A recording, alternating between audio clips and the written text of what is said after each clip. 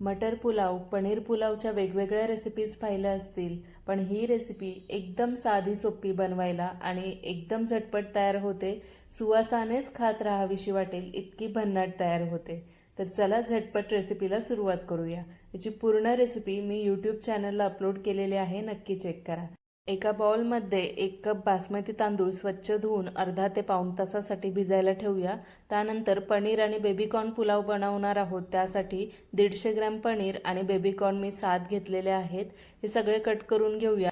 त्यानंतर कढईमध्ये थोडं तेल आणि तूप घालून काही अख्खे मसाले, तिखटानुसार हिरवी मिरची आणि त्यासोबतच आल्याचे मी असे उभे काप करून घेतलेले आहेत ते घातले.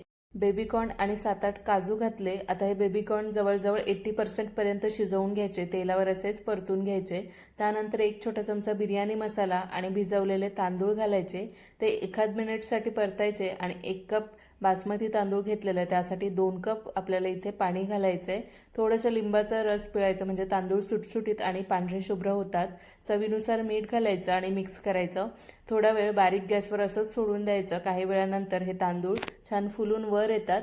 थोडंसं पाणी राहिलेलं आहे, आता झाकण देऊन मंद आचेवर तसंच सोडून द्यायचे जोपर्यंत त्यातलं पूर्ण पाणी आटत नाही. त्यानंतर पॅनमध्ये थोडं तूप घालायचं 1 चमचाभर आणि हे 150 ग्रॅम पनीरचे पीसेस घालून ते छान दोन्ही बाजूने सोनेरी होईपर्यंत फ्राय करून घ्यायचे. फ्राय केलेलं पनीर राईसच्या वरून घालायचं, थोडी बारीक चिरलेली कोथिंबीर घालायची आणि झाकण देऊन यात थोडंसं हलकं पाणी आहे ते आटेपर्यंत झाकण देऊन मंद आचेवरच सोडून द्यायचं. काही वेळानंतर छान सुटसुटीत असा हा पुलाव तयार झालेला आहे. बेबीकॉर्न आणि पनीरचा हा पुलाव जर तुम्ही एकदा खाल तर पुन्हा पुन्हा बनवाल. एकदम सोपी रेसिपी आहे आणि चवीला तर एकदम भन्नाट. कशी वाटली रेसिपी नक्की कळवा.